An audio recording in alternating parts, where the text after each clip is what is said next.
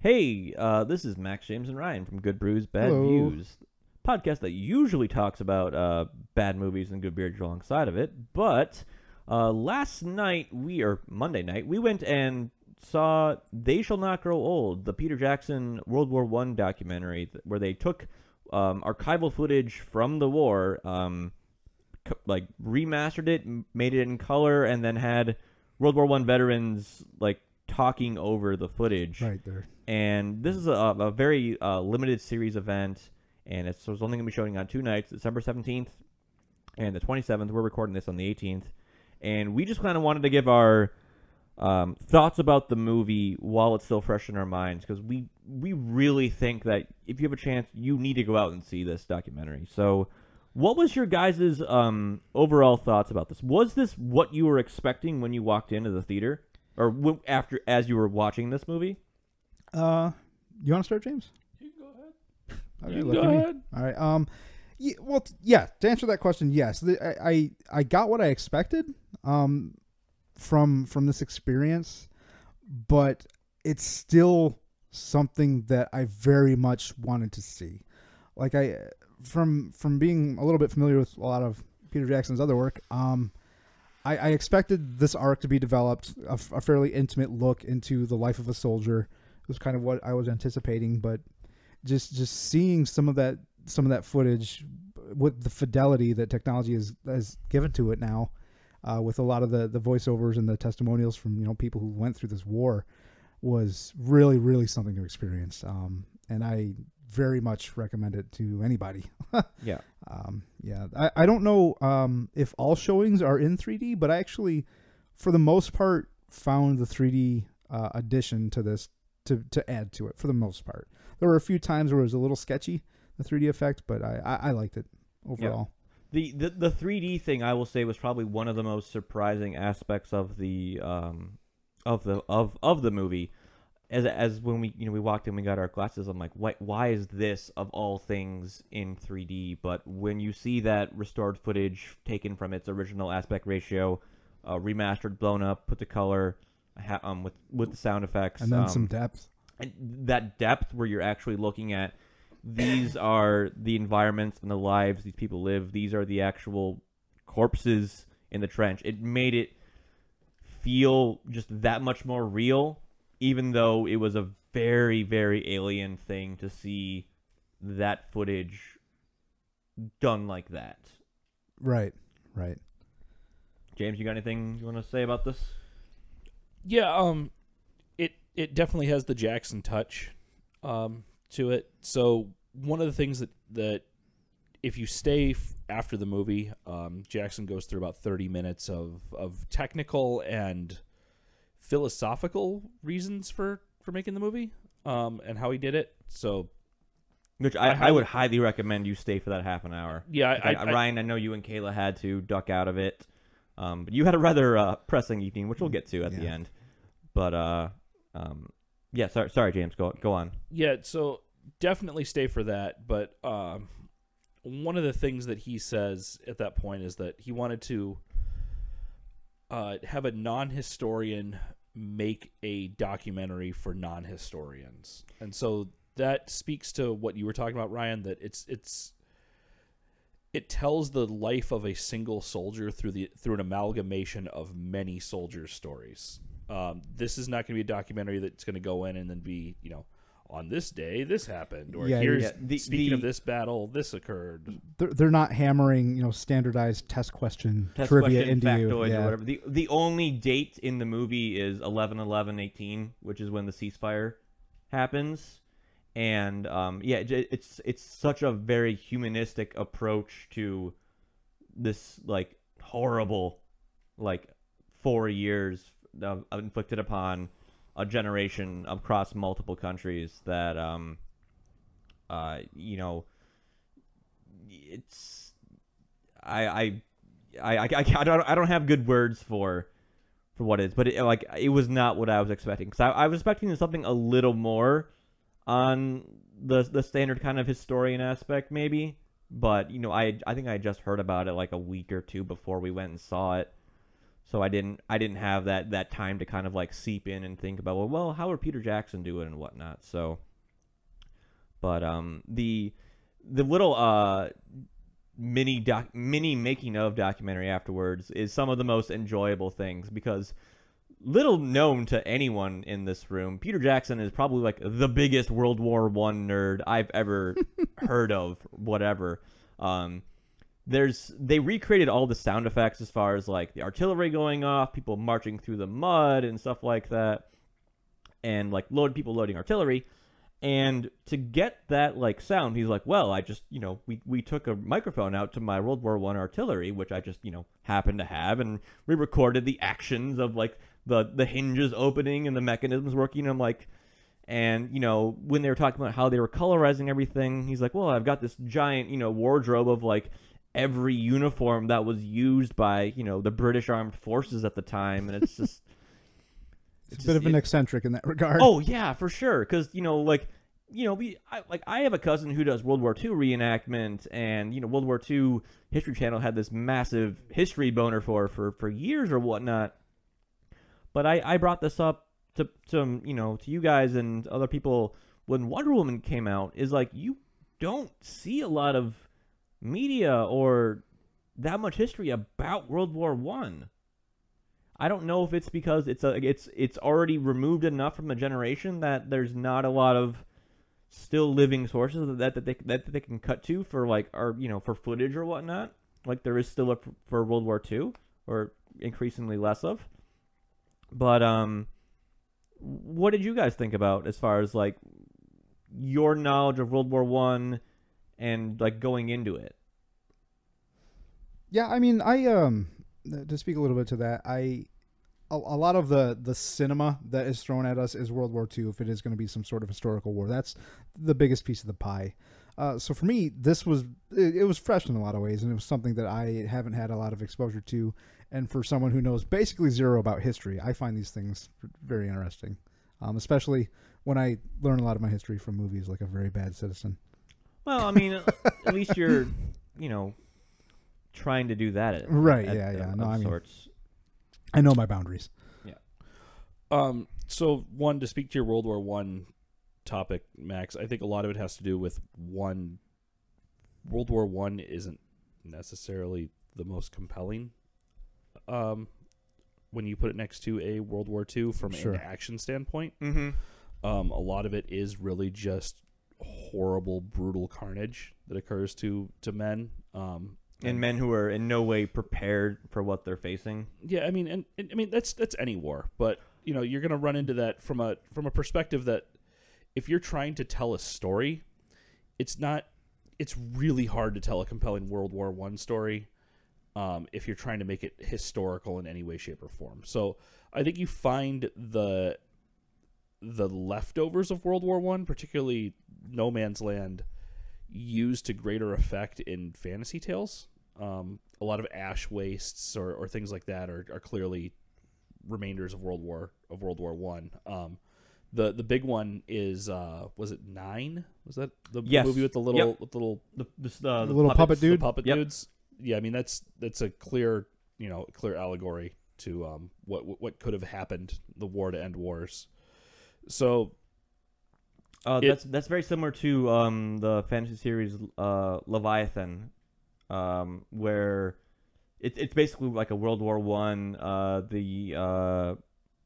The Europe or the German powers have much more developed like scythe-like mechs, while the British and Russians have been like bioengineering. So they have like a whale as like a dirigible kind of thing. So yeah. I mean, and that's the thing, is to tell those those big World War I stories, you needed.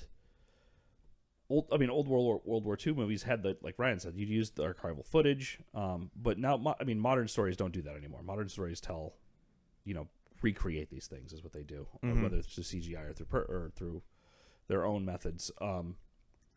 But to do that for a long time, you had to tell a true size of these World War I stories. I mean, I believe 60,000 men died in the Battle of the Somme. Like, you can't. People just didn't have the budget or No, the CGI no. power, or to tell that story. And I actually think that you're probably going to start seeing more World War I stories as those capabilities have become more accessible to people.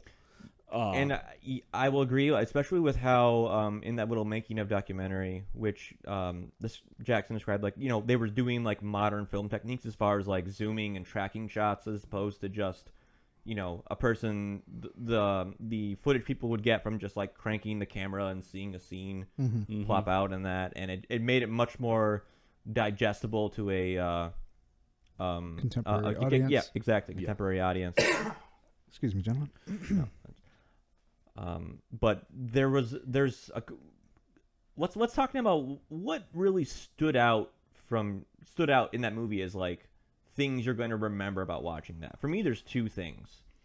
When they got to the section about the no man's land or the trench warfare and living under shelling, when they had like an aerial shot of the trenches and they kept zooming out and you kept seeing like how vast the area was of just like shelling and like shells, just mutilated shell craters earth filled with water, and there was just like hundreds of like super small lakes of just, you know, going through the winter.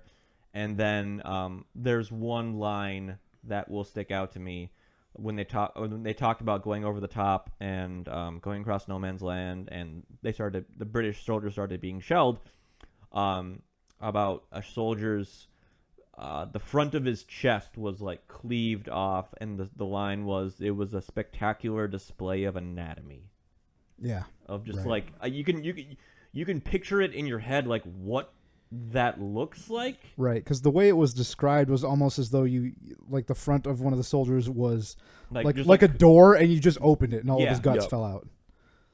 Yeah, it was, and you could only like we saw some pretty like graphic depictions of like what gangrene looks like, or trench foot, which I've heard about. I couldn't have told you what it looked like, but those images, it's like, okay, yeah, I can do it now. Like just instilling like that level of like, this is what the carnage that was inflicted upon the soldiers is probably going to stick with me, or is what I'm going to take away from this. What about you guys? Two things for me. One, Jackson's decision to have the entirety told by the voices of the people that were there, I think is a very big thing. There's a difference between somebody reading something off or people speaking about what they truly experienced. And then the second portion is actually, in a lot of ways, the colorization of the trenches themselves, the difference between what green grass looks like and just, you know, sticky, sinking mud that these men spent years living in.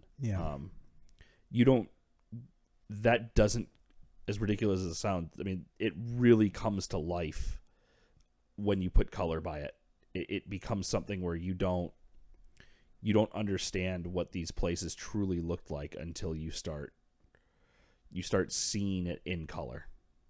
Yeah, when they first went to color, and I remember the film looked very alien. Like we'd seen that, you know, archival footage and the inconsistent crank speed of the cameras and whatnot, but to see it at a consistent 24 frames per second and in color with depth with audio, it just didn't look real for, you know, good 15 minutes until you got adjusted to this is what you are watching. Yep. Ryan?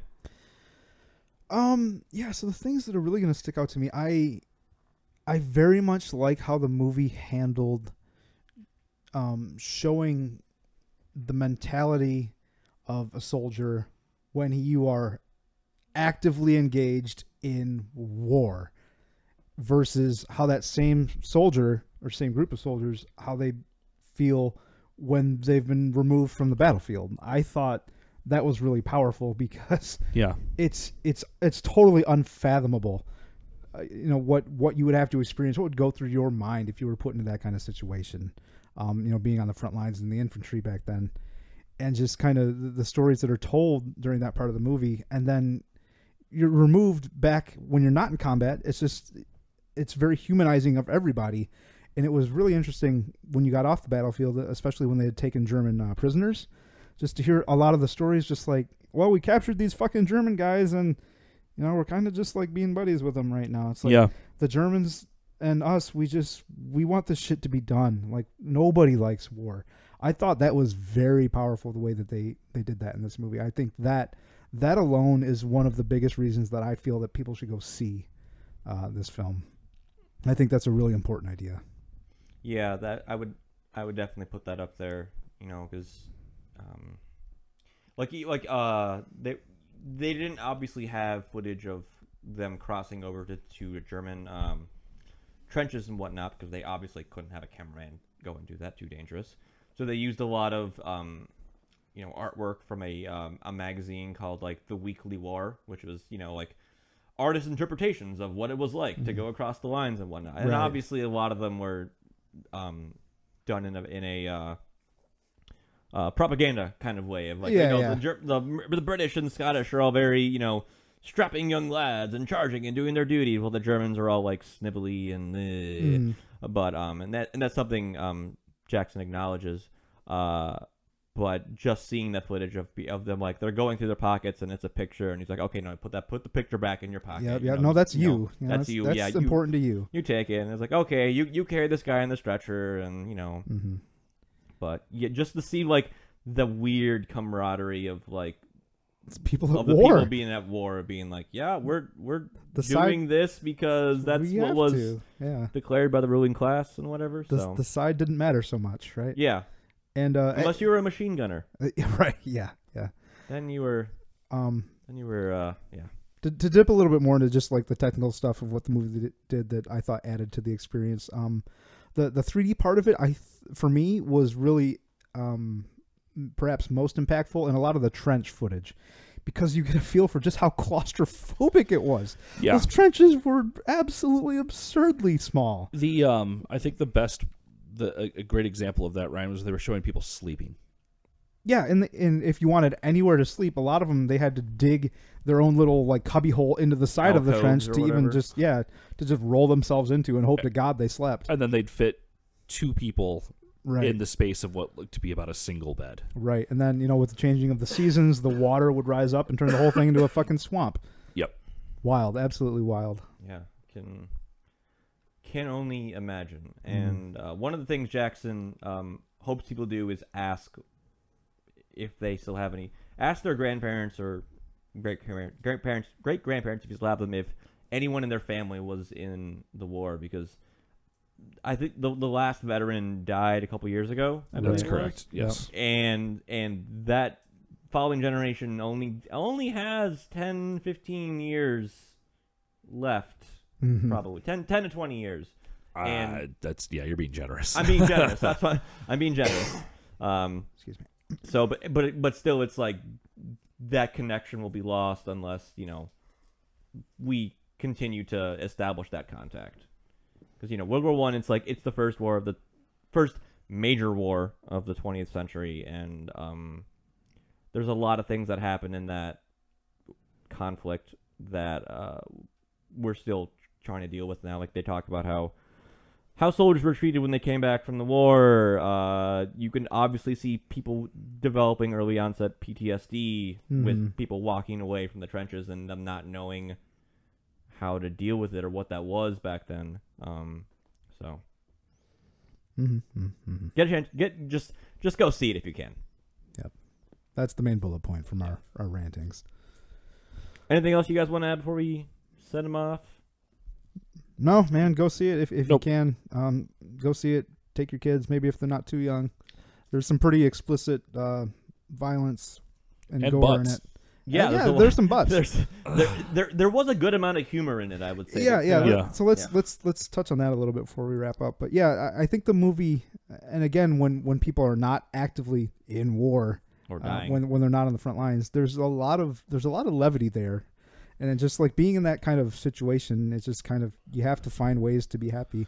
Yep. And there were a lot of parts just with just guys screwing with each other and just being goofy. Yeah. That were really, really funny. Yeah. There's behavioral amongst the soldiers that you can see that is carried across 100 years Right. of conflict, of just guys being guys, just dicking with each other because they're bored. Well, and that's why the first line sources is so important in that, is that those, you lose the context of why those guys were doing those things, or why those things were were okay and funny, because they're the ones saying like, yes, we did these things, these are the reasons we did them, we needed to return back to some normalcy and restore our faith. Yeah. So one thing I will say about like when you're taking your kids is the crowd was not what I was expecting to see that movie. It was a very eclectic mix of folks. It was a very just diverse group of people as far as age, sex, groups of people. You know, there was clothing choices. Well, yeah. I mean, there was old, young. There were a couple kids in the crowd, which I was like, you're really bringing like a kid under 10 to see this? Yeah, that might be a little too young. Maybe. I don't know. One thing I will say about the movie, just as a final thought, is they didn't show any footage of people actually being killed. They showed people being the dead. Aftermath. They showed the aftermath. They showed some shell hits where horses got wounded, but it wasn't in focus. It was far off.